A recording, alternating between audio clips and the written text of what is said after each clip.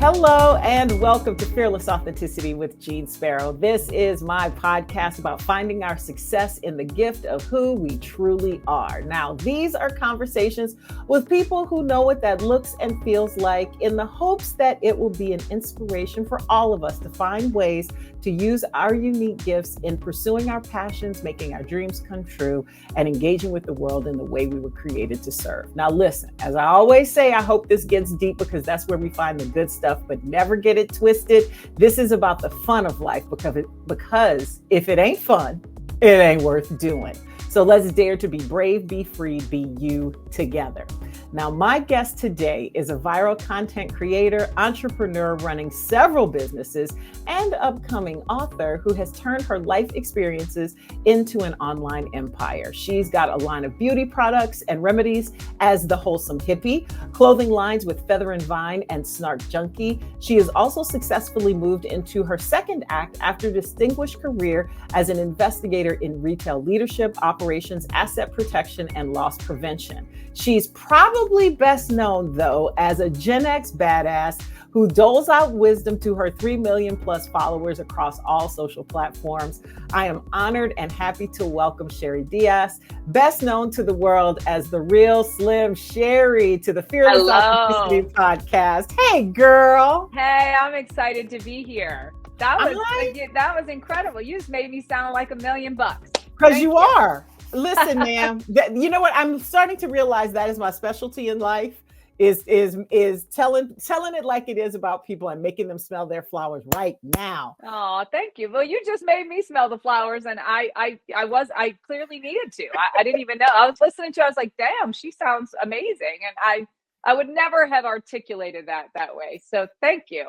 You are welcome, my dear. Listen, I follow you on social and I have been seeing your videos for quite some time now. And they touch me where I live because we are both of the same generation.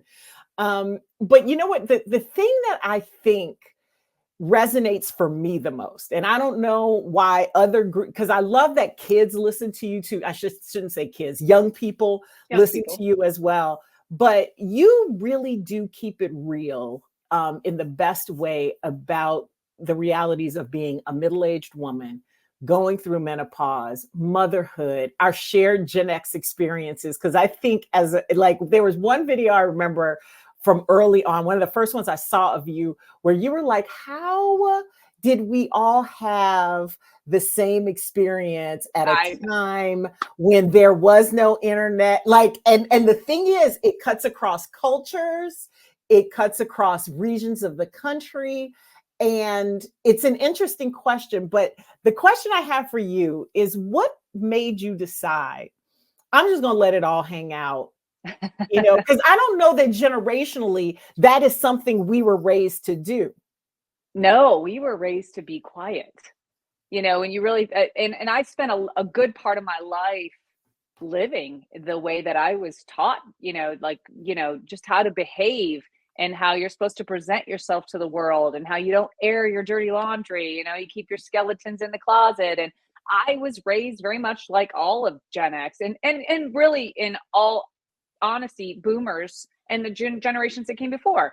And I spent most of my life living that way. And then I quit my corporate career 9 years ago, and I probably spent 5 years of that 9 years still living the way I had always lived. As an investigator, corporate investigator, I had an amazing career, and I towed that line just like I was taught to toe the line. And then, so 5 years into being an entrepreneur, and I was still living that way and not feeling like I was living for me. I was not living in my own authenticity. And I just one day was like, you know what? I'm done doing that.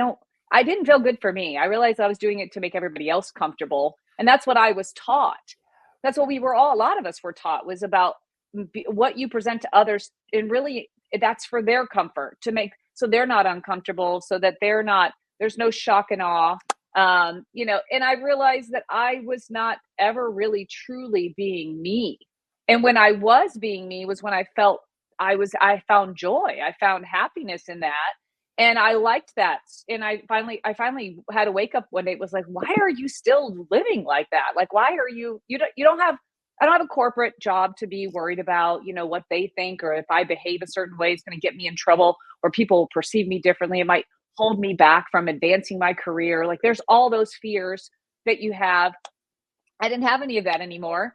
And I just one day decided I just want to be myself. And I started doing that. And the more I've done that, the more the word I like to use is unbecoming.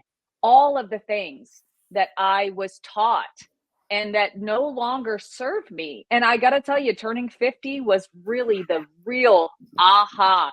Like, I told you it was about 4 years has been sort of leading up to this, but I was still somewhat tempered, and then I spent my whole year 48 believing I was 49. Okay. So I lost all of year 48. And then when I was 49, I spent the whole year worrying about turning 50. Like, I literally look back, I was making videos at the time. So I look back at those videos and I was like, girl, all you did was talk about turning 50, like this fear, this looming fear of this half century mark. And then I don't know what happened, but I turned 50 and it was like somebody flipped a switch, and I suddenly all those things that I had been holding on to, I just rid myself of. And I shed all those layers, and it has been such an awakening and such an unbecoming of all the things that I had carried through my life, that my parents gave me, my grandparents gave me, my siblings, my work, all these things that other people had burdened me with. I was free of that. And when I did is when I can see when I truly started stepping into my authenticity on social media, which is after I turned 50, was when I just exploded. Like, I had a good following prior, but I exploded all over all three of the platforms that I post on.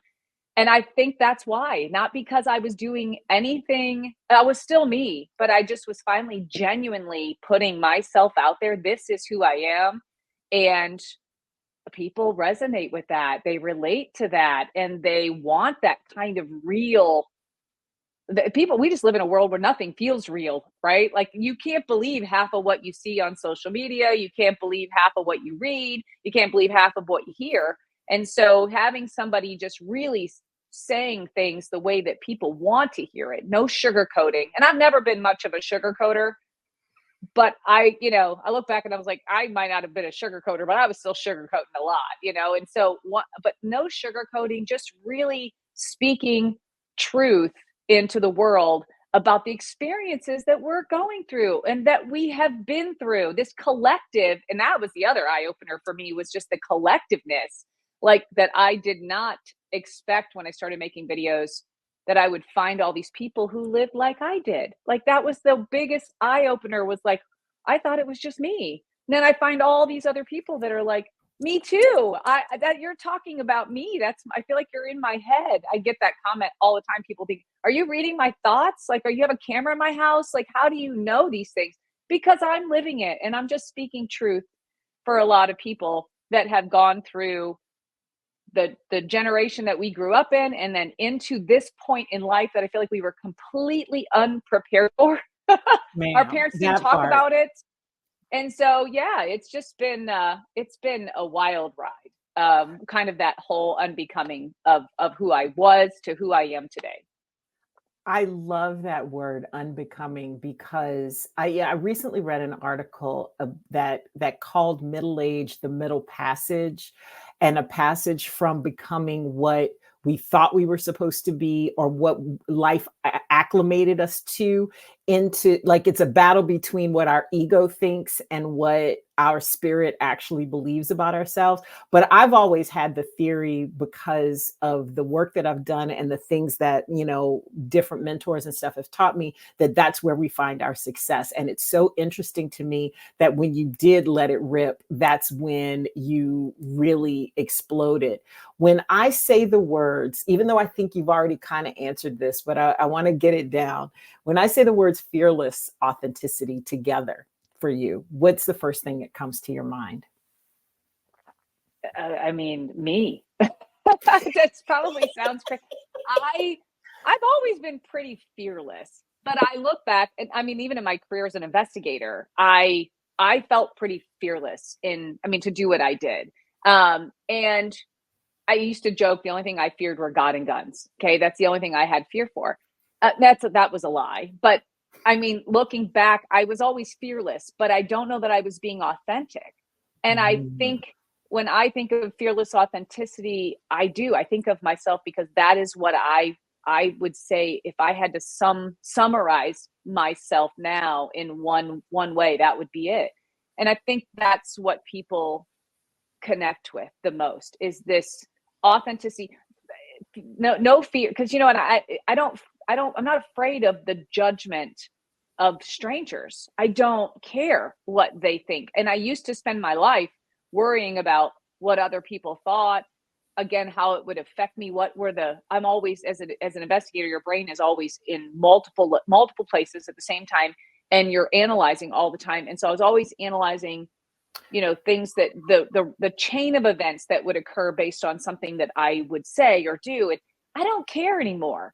And so once I was able to really embrace that side of myself, that's where I landed, was this fearless authenticity. People often see it as confidence. I've always had a lot of confidence. Never had that kind of issue. And I know a lot of people do. I always had probably too much. For women, people don't like women that are too confident. And so that actually really impacted me in my career. I can recall several conversations with various leaders at times telling me that I needed to basically temper myself, that I needed to play nicer in the sandbox. I worked in a male dominated field. And so, I started in that career at 19 years old, and I was a young female, and I climbed the ranks. I did everything I had been taught to do. Toe the line, go as far as you can, climb that ladder. You're looking for promotion after promotion. And I did that for 26 years. I spent my whole career trying to get to the next step, to the next level. That was what I based my success on, was whether or not I moved up in a title. That's what I thought was the measurement, that and my salary. Those were the things that I was able to say, this is my level of success, how much I get paid and what my title is. But what I determined was that they were determining my worth based on how much they paid me. Okay. And I knew that I was not paid as much as my male counterparts in my field. And the higher I went up the ladder, the less I was miserable. The less I enjoyed my job, the more bureaucratic red tape, all the crap that gets in the way. I just no longer, and you're less able to be yourself. You're always playing in everybody else's playing field, not your own, because it's like chess. Yeah. Who am I going to create relationships with, and who am I going to make sure I make happy so that I can get to that next level? Like it's always this chess game. But it made me miserable because I wasn't able to be myself, and I was very confident, but I wasn't allowed to be as confident because they were always holding me back. They didn't like that I exuded sort of this level of confidence in who I was, in my capabilities, in my talent as an investigator, all of those things. People get threatened by that, right? They're threatened. And so that got in the way throughout the years. And so some people see it as confidence. I do now see it as just this fearless authenticity. When you can truly step into your own light and be true to yourself and be genuine, just genuinely say and do the things that you know are the right thing. Or, I swear a lot, so people don't like that so much, but whatever, they're just words. But beyond that, the mess that sometimes it goes over people's head. They get so hung up in like the little fine the weeds, they're in the weeds of that I said a bad word, and they miss the whole message. Like they miss the whole thing. They miss the whole point. But beyond that, it's that I can just be fearlessly, authentically me without worrying about the only backlash I worry about, and I don't even worry about it, is that people are going to unfollow me. And I'm like, you know what? I'm not for everybody, and that's okay. I'm not everybody's cup of tea, but I drink coffee, so we're good. We're good. Cheers. Cheers to, I got my water right now, but cheers to that, ma'am. So, I mean, I'm sure I could probably have come up with some other word with fearless, when you said what comes to mind. But to me, fearless authenticity is just truly embracing every aspect of yourself and not apologizing for it. And I do not apologize anymore. I apologized my whole life for, women, we sorry ourselves to death. Girl, let's talk about that piece, because it's so ridiculous. Because the one thing that I feel like you do through your social, and also, by the way, we share that we are both represented by the same agency for our books. And yeah. And Okay. So I saw a description of your upcoming book, and I don't know how much you want to give away or talk about, or where it is in its process. Probably it's being revised somewhat, but I mean, it is still a dream of mine to finish that book. So yes. Okay, so I saw the description of it, and one of the things that I thought was really interesting in it is one of it, you basically talk about it as part 2 of your life, right? That there's this growing up part 2. Yeah, growing up part 2, that there's the second part of our lives. And that's what that article I was reading about was talking about, that transition at some point. What was the breaking point for you that made you go, okay, this way is making me suffer, and there's a part 2? Or did you even realize there was a part 2 when that happened? Because it's easy, I think, at this point, now that you've gotten over that hump, right? But was there like a breaking point that you said, you know what, fuck it, I'm the real Slim Sherri, and that's what I'm gonna do?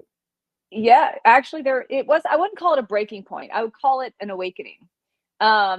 I had gotten, so during COVID, during the pandemic, was really good for, I got through like a year and a half with no COVID. Kids were homeschooling. They go back to school in August here in Georgia. They go August 1st, literally a week after the kids come home. Of course, what do you think? One of them has COVID. My youngest coughs right in my face. And I thought, well, whatever she has, I'm catching it. I didn't know at the time it was COVID. Anyway, I got pretty sick. I was sick for about a month and a half. At that time, you couldn't, if you went into the hospital, nobody could go in with you. So I refused to go. I stayed at home. I was like, if I'm going to kick it, I'm kicking it in my own bed. I'm not going anywhere else. Anyway, I came out of that. I had a lot of time to just sit and think about life, reflect on my life. And I was about to turn 50. And, that was going into that was the ending my year 49. This was like August, September. So I was coming out of 49 and going to be turning 50 that following year. And I just was reflecting a lot about what I had done, where I have been, what if I had died, like all these things that I had time to sit and reflect, that I felt I had robbed myself of, that I had not so much things I hadn't achieved, because I don't have regrets about the things I've done in terms of my career or anything like that, but just all the of what I was wasting in life, what I was not really embracing and enjoying and finding happiness and joy. Again, I talk about the baggage that I carried around for 50 years. I just felt heavy. And I thought, after coming out of that, like, this is like a second chance. Like, what if I had? And I just I was seeing the world through a different lens. And this is the second time that I'd had what I would call kind of a near-death experience. And the first time I was too young to appreciate it. And so I kind of wasted it. I fell right back into the same habits that I had always had, patterns, habits, behaviors, all that. And this time I just wanted to do it differently. And I was like, no, like, I'm not getting any younger. I'm going to be a half century. Like, saying that out loud to me was just so mind blowing. I felt like poison was in my mouth. Like, I think none of us thought we'd get this far. I don't think we thought we would live this long. I think that's a universal Gen X thing. Like, I quite literally thought I was going to be dead at 30. I think maybe it was because of our childhoods. I don't know, but I literally thought I wouldn't make it past 30. We've lived hard. We came up in a world without all the technology and things that we have now. and we just we lived harder, I think. And we played harder, and we did a lot of, I call us the original crash test dummies. So they can thank us for all the warning labels they have, because we already been there, done it. And a lot of us didn't make it. I feel like that's why we're the smaller generation, because they just didn't survive. And so those of us that did are very resilient. And, you know, we're supposed to be here, I guess. But, you know, I came out, so I survived COVID. I come out of that thinking I'm seeing the world through a different lens, and just made a decision in that moment that I was just there was so much I needed to let go, so much I needed to shed, and so much that I just needed to, as I said, unbecome, sort of that unlearning. And I had like this awakening of like, that I was given like a second chance. And I've always said, since my great grandmother lived to be 104, she missed her 105th birthday by a month.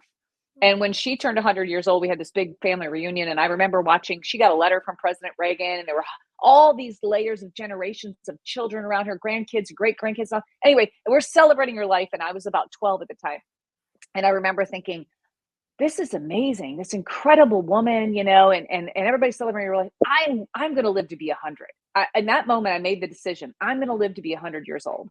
And I've lived by that ever since, even though I didn't really believe it for a long time. I was like, I don't think I would. But now, when turning 50, I'm like, well, I'm only halfway there, man. I got a whole nother half of my life ahead of me.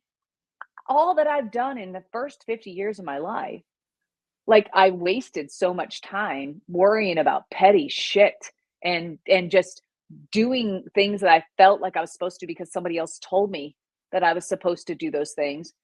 I've got a chance to start over. I got a whole nother 50 years plus ahead of me, right? This is with my mind.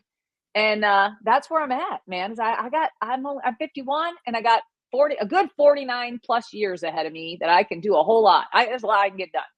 Yes. The thing that I find interesting about that is that this is your second chance. Like, was that first one? Chance.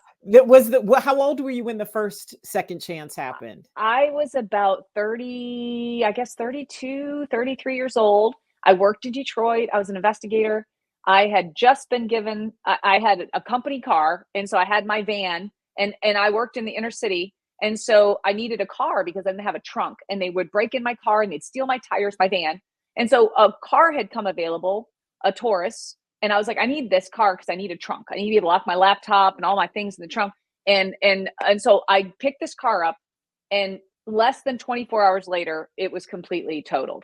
I got hit on the freeway in Detroit and ran directly underneath a semi truck. I was literally under a semi, and I walked away with just a cut on my knuckle. I was covered in glass. I had so much, I'd take my shoes off and dump the glass out of my shoes. Because a windshield exploded. My car was all mangled and twisted under this trailer of a tractor truck who dragged me down the freeway.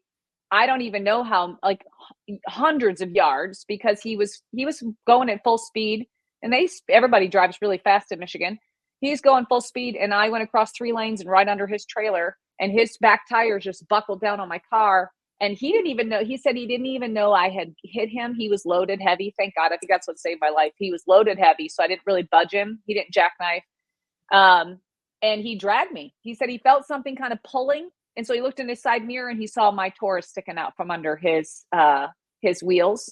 And he dragged me down the freeway, and I walked away from that. I should have died. If you saw the car, everybody around, when the car was up on the flatbed, by the time I got it off the freeway, people were coming by. I was standing there talking to the troopers, and they were like, what happened to the person in that car? And I was like, well, I was in that car. And they're like, honey, you need to go play the lottery. You have to be the luckiest person on the planet, because they thought somebody died in that car. It was completely mangled. I don't even know how I walked away from that. Girl, that was nothing but God. Something protected me, because I remember it happened so quickly. It was literally a split second. I had maybe 2 to 3 seconds to react before I was under his truck. And because we were all cruising at about 70, 75 miles an hour. And so when he hit me, I went like this and just straight across 3 lanes and right underneath that semi. And all I remember was, this is it. Like, I remember having that thought, like, and everything kind of slowed down. It was super weird because I know it only happened like 2 to 3 seconds, but everything just kind of slowed. And I remember thinking, this is it. And I went under that semi and he buckled down on the roof and the windshield shattered. It's a noise I'll never forget, the sound of that, like shattering into a million pieces. And the whole roof started to cave in. And I just kind of laid down onto the door and just wrote it out. And somehow I walked away.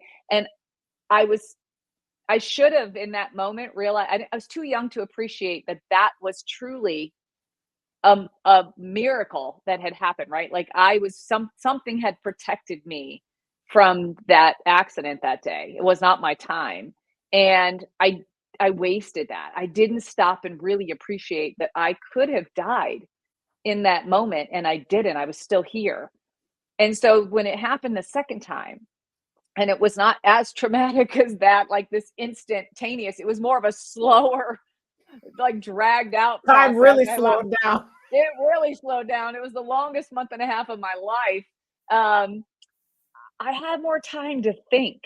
And I think I had more time to really appreciate like that moment of like what I was being presented with. And like, you know, if you're going to be given a second chance, what are you going to do with that? Yeah. Like, what are you truly going to do with that time that you're being given? Because not everybody gets that time. Like any one of us could go to sleep tonight and not wake up tomorrow. Any one of us could walk out our front door and never come home. And I just hadn't really stopped to appreciate that. And that moment made me really appreciate that. And I think that the first time it happened, I was so caught up in my career and literally drinking from a fire hose. I worked in the inner city as an investigator, drug investigator. And all I did was drink from a fire hose for 5 years. And so I just didn't have time to slow down and think about what had just happened to me, you know? And so I just got back. I literally called somebody to come get me from the office off the freeway, got right back in the van. I had just turned back in the day before and off I went back to work. You know what? I will say this though, and in defense, I also think this is a Gen X thing because I get messages all the time about things I need to be doing. I go, The first time I hear it, then the second time, God hits me upside the head with a 2x4 and is like, "You gonna listen this time?" And sometimes I make it to the third one before I actually listen. And granted, they're far less dramatic than being stuck under a semi, but I do think that's our tendency is to ignore the first warning shot because we know it's just a warning shot. Well, I think we also we're such a resilient bunch. I mean, we whether people want to, you know, accept that or not, that the way we grew up. So a lot of people argue that, you know, we're being dramatic. We're not being dramatic. That's if really, anything, we're playing it down.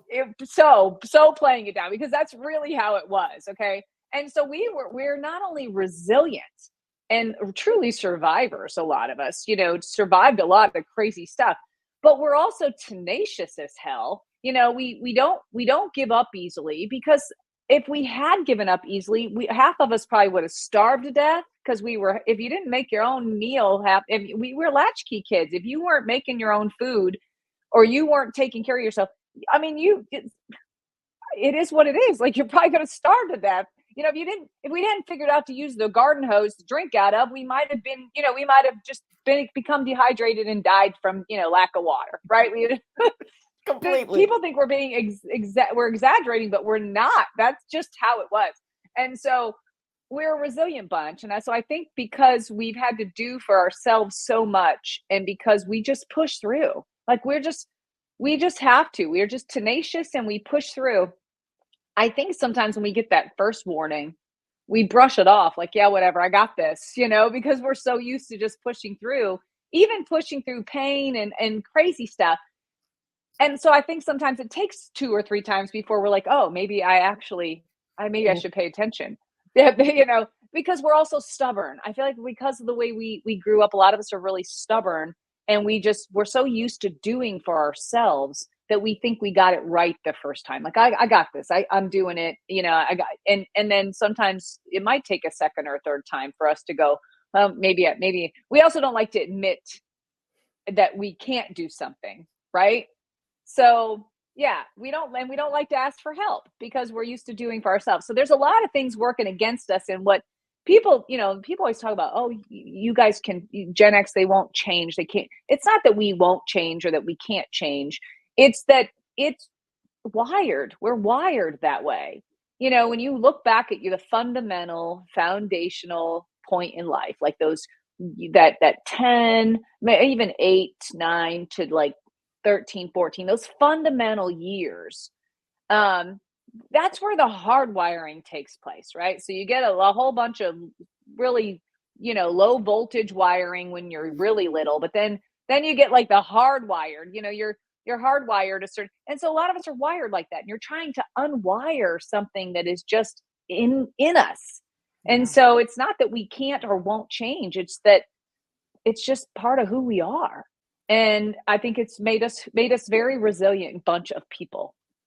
I agree with you on that. And I also think it is one of our greatest strengths and one of our greatest weaknesses. And I think you even tapped into it when you talked about the unbecoming, because I think that us getting in touch with our true gifts, finding our real success in our authentic expression and our real happiness, like if we're just going to call it what it is, we are our own worst enemies in that, because we do push through and do those things.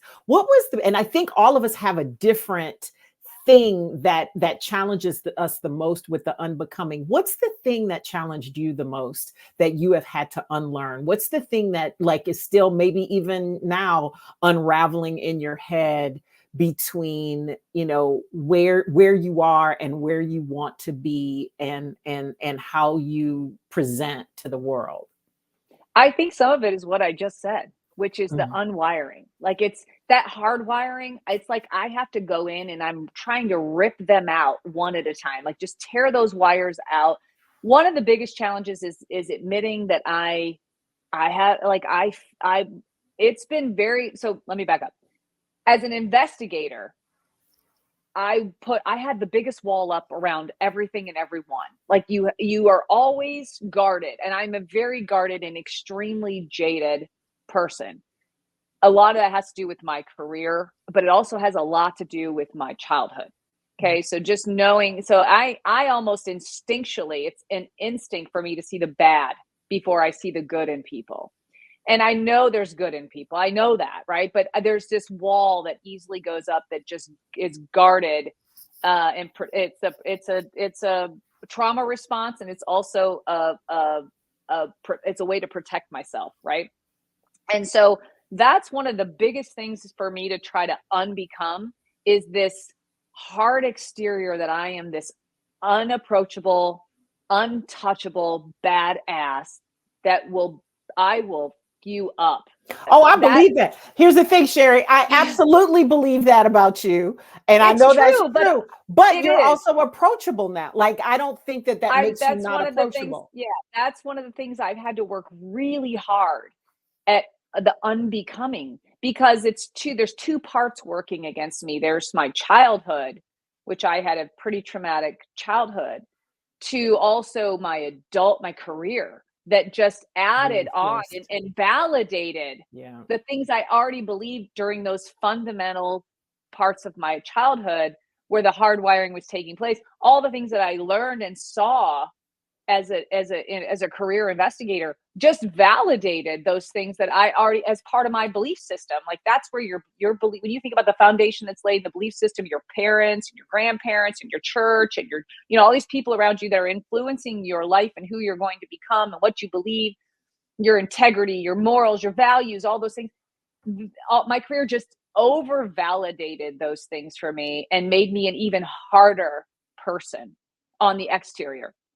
What I'm trying to unbecome and be okay with is letting people see my heart, that I'm not really at the core of who I am. That is not who I am.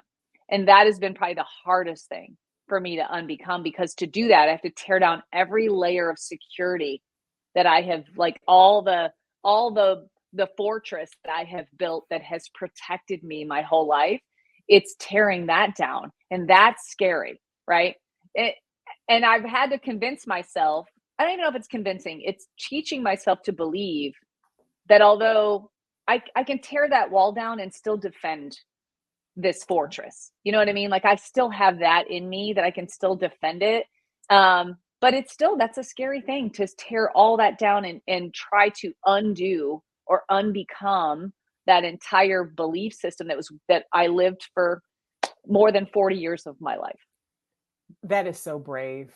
I admire you for that because I know the work that goes into that. It's what my therapist calls the faulty beliefs.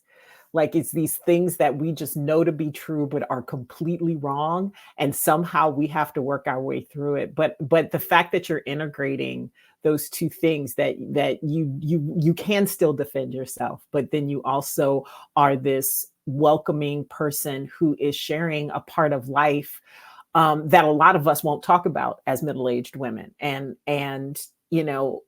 the challenges that come along with that, and because I think we get more heat for talking about what it's like being a woman at middle age than anything else. And I've seen other creators talk about, I don't know if this is the space for me anymore because of what they've had to withstand and do it. So I salute you and I'm grateful for it. Oh, thank you. Because I don't know if I'm yet brave enough to fully talk about plucking out my chin hairs as much. Well, listen, here's the thing. So I used to get kind of caught up in the comments and when I first started making content, it was a lot. I didn't set out to be a content creator. That sort of happened by accident. I came out of COVID and I was like, I spent a lot of time on TikTok being a consumer during my being sick. And I came out of it going, I think I could do this, and I look back at my early videos and they were horrible, but regardless, you got to learn, you got to start somewhere. And, I used to spend a lot of time getting bothered by the things people said. Cause in the beginning, I made a lot more Gen X. I made a lot of Gen X. I wasn't really making midlife yet. I think I dabbled a little bit in it, talking about menopause or whatever, but I didn't make a lot of middle-aged content. But I realized over time that if I stayed out of the comments, then I was in a much better place mentally. Because when you read, there's a lot of really hateful people in the world. And there are a lot of people that are really miserable that want to just make everybody, like, misery loves company. So they just want to commiserate in their misery. And so they'll just knock people down, that confidence, a lot of people are threatened by that. And so because they see this confident woman and I just freely speak about things that either make them uncomfortable. Wait, what just happened? Are you here? Yeah, I gotta. Yeah, I'm here. Hang on. Uh-oh. Hang on. Where'd you go? I'm here. Can you hear me? Somebody can you hear me? Yep, I can hear you and see you. Nothing's wrong. I had a call coming in and it knocked I don't even know why, because I'm on my computer. I don't know why it did that. Mac to my phone. has ghosts in the machine.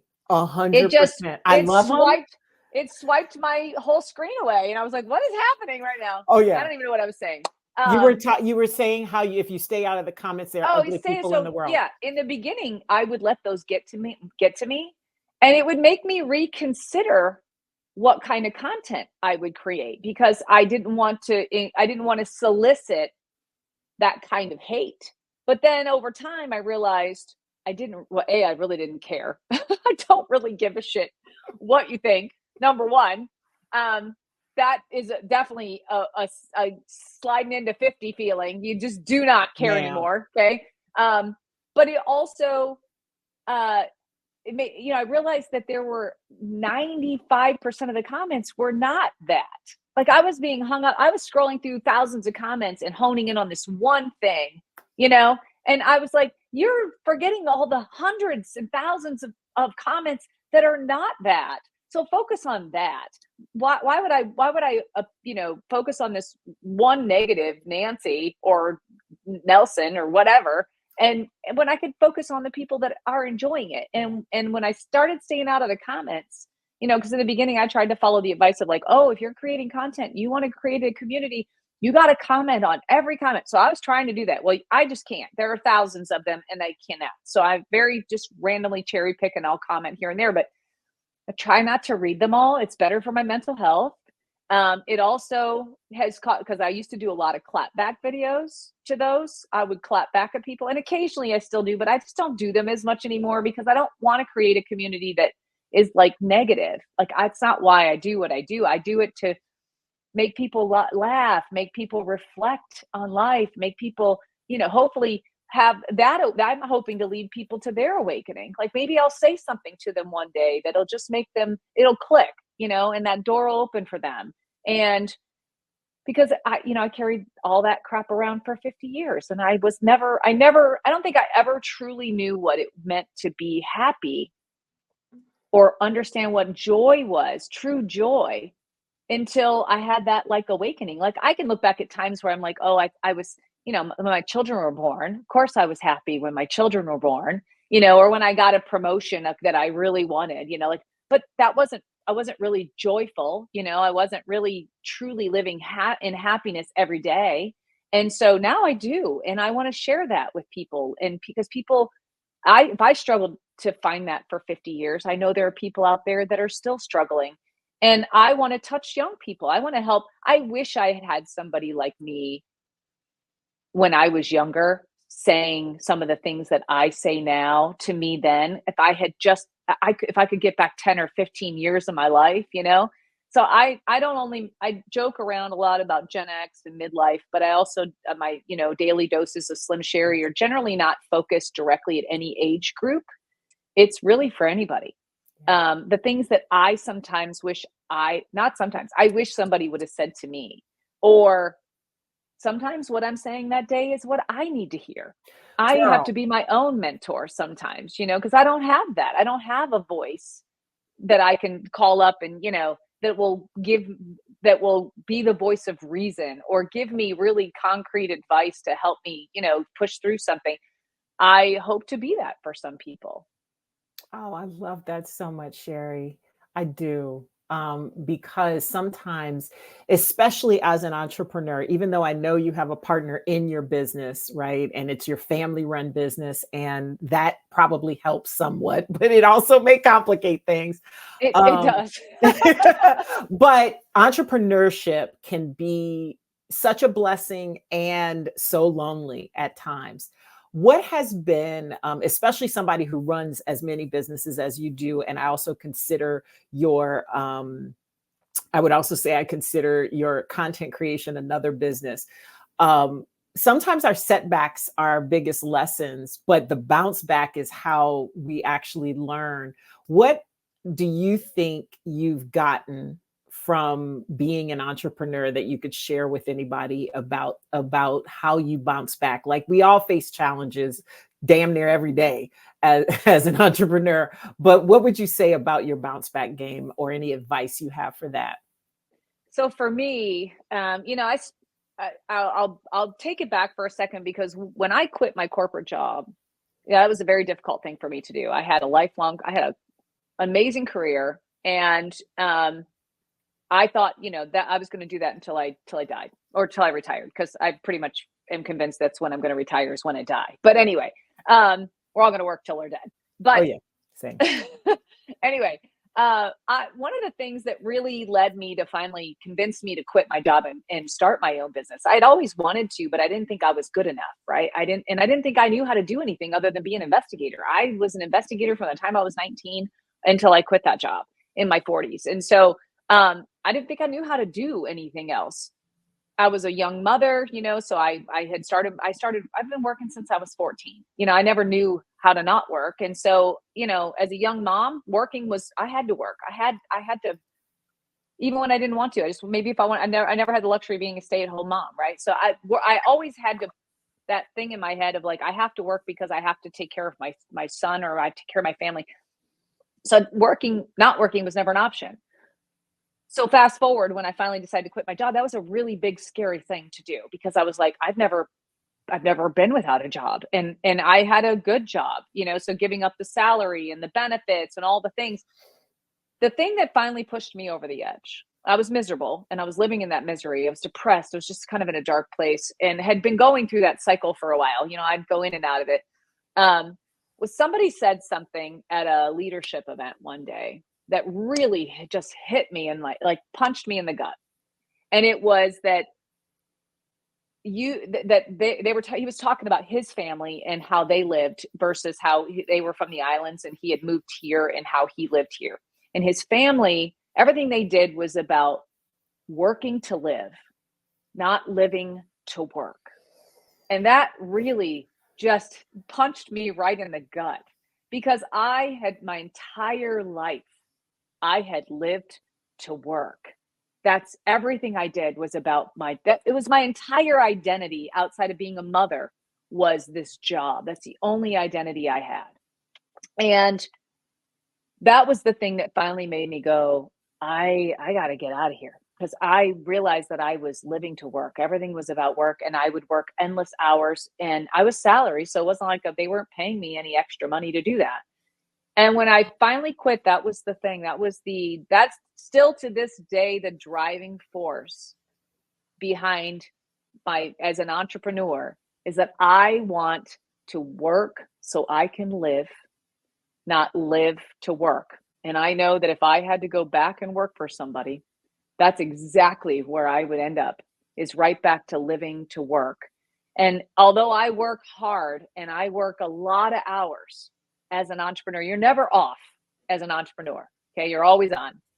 And I and having 3 businesses plus social media, I'm spread pretty thin sometimes, but it is the one thing that the one thing I appreciate is that I can, without having to ask permission, I can take time off. I can go to the beach. I can work from anywhere.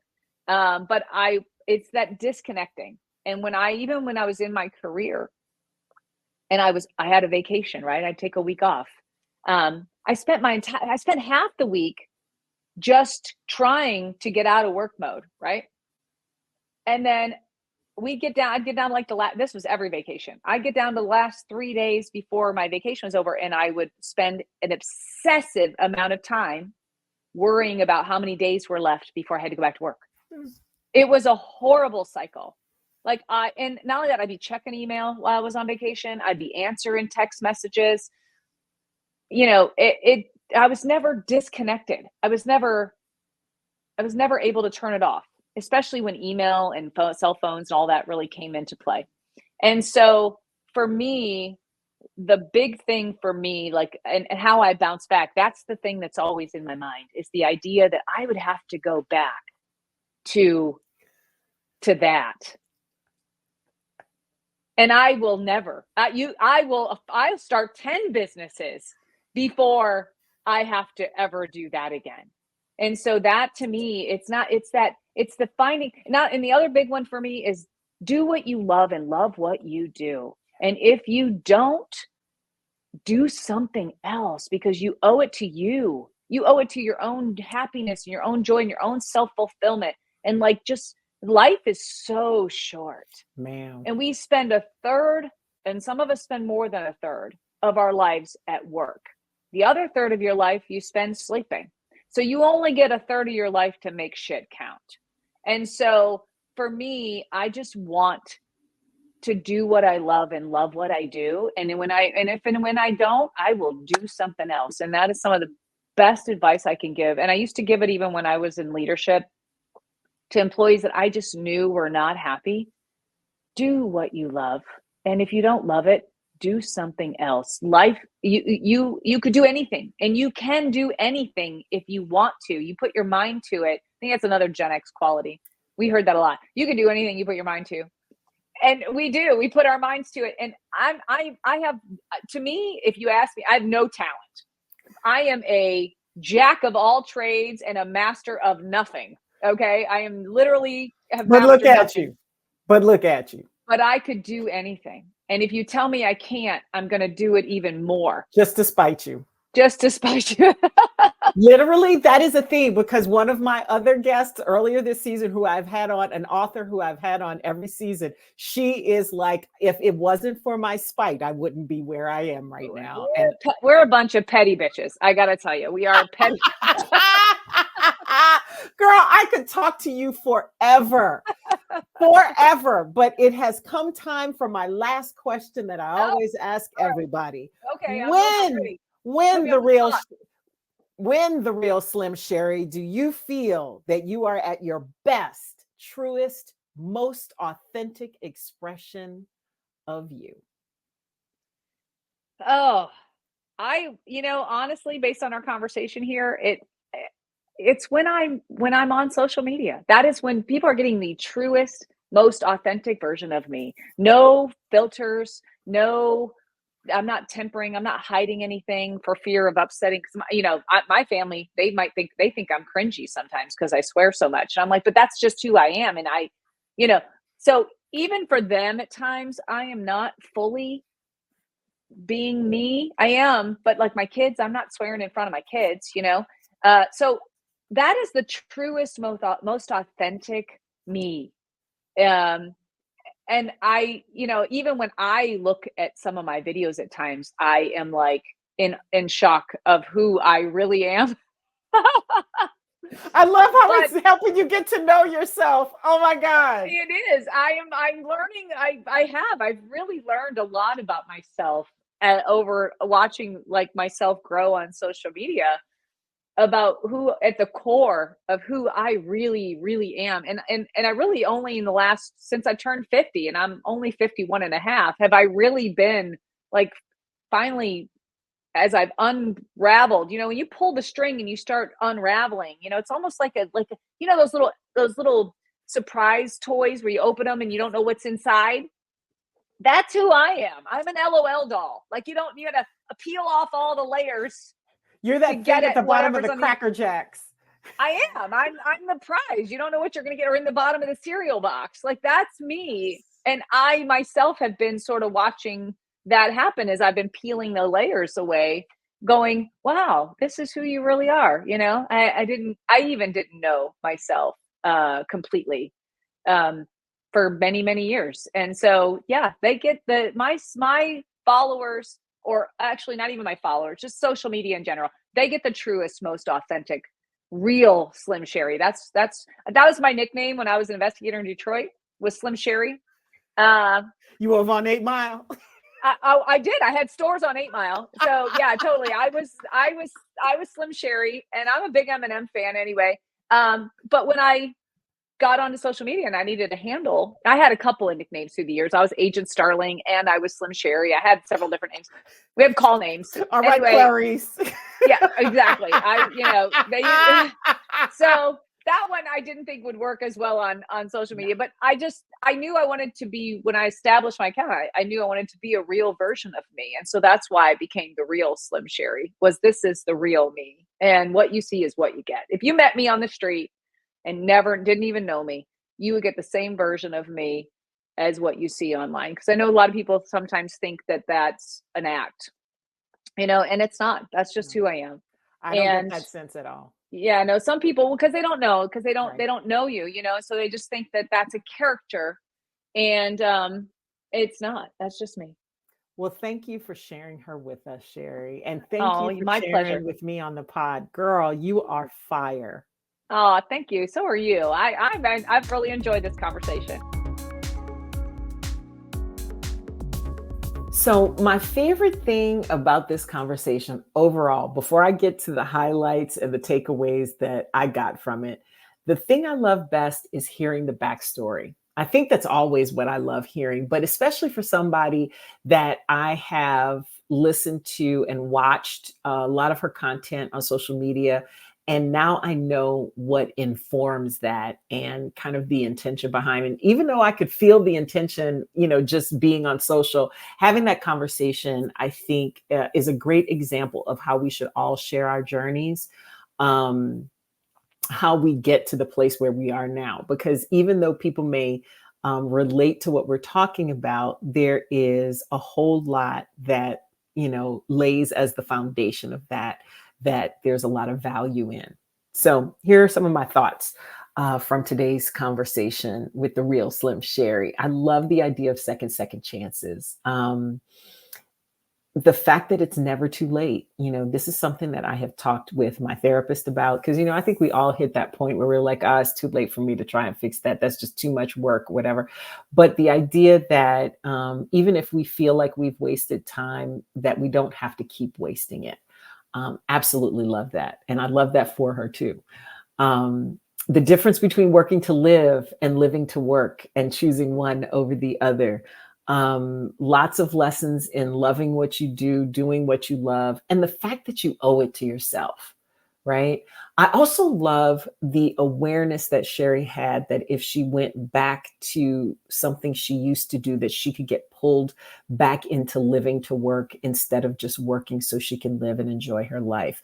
Like being aware of where the pitfalls are for us and where the trap doors are that we could fall through very easily, because we have to be vigilant about those. I think that's so super wise. And I just want to reiterate again, we owe it to ourselves for joy, for happiness, for self-fulfillment.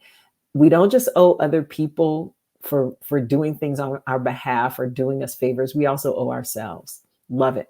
And I think another overall theme that was super important to me is about how Sherri sees authenticity and how she got to it and her realizations along the way, because it resonates with my work so deeply. How, what we're taught when we're younger is more about other people's comfort than our own, and that we have to pay attention when something doesn't feel good or feel right, because we may be doing it to make other people comfortable when we ourselves are uncomfortable. Believing that things will hold us back, or we're going to get in trouble if we speak out, in a way that is true to us. And unbecoming. That word in and of itself and the shifting of the meaning means a whole lot for many of us. Unbecoming all the things that we were taught, the things that no longer serve us, unlearning behaviors that have also been reinforced along the way. Like we make a lot of choices that reinforce things that don't serve us. Like when she talked about being an investigator and how that made her keep her walls off, being guarded and jaded because of the things that she was seeing, was just reinforcing stuff that she had already been, taught before, and kept her stuck there. It also made me think, especially about the piece of, protecting yourself and keeping your walls up, which so many of us do after having been hurt so many times, that not only keeps others out, which might be safe, but it also locks you in. And that can get lonely. And I do believe she completely proves my theory that when you step into your authenticity, that's when you really find your greatest success. When she talked about how she was just like, you know what, I'm done. I'm just going to say what I got to say, whenever I got to say it, the way I got to say it, and how that blew up her platforms on social media in terms of the numbers she had, even though she had already seen some success. How putting yourself out there resonates and relates. And I love the phrase, step into your own light.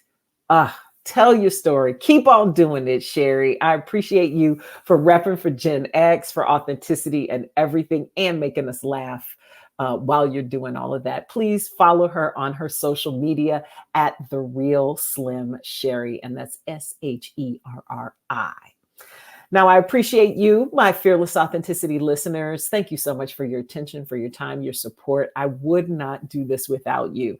And I couldn't do it without my production team. They're so amazing. So Vicky, Lisa E., Wayne, Evie, Jess, thank you for your hard work every single week.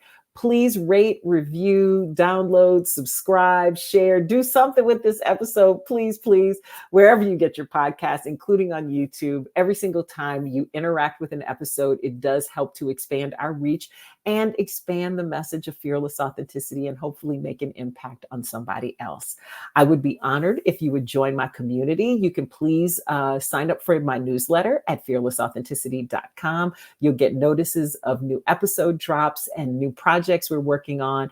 Also follow me on social media at Ms. Jeanne Sparrow. That's where you find the YouTube, Facebook, and TikTok, and at JM Sparrow. That's Twitter and Instagram.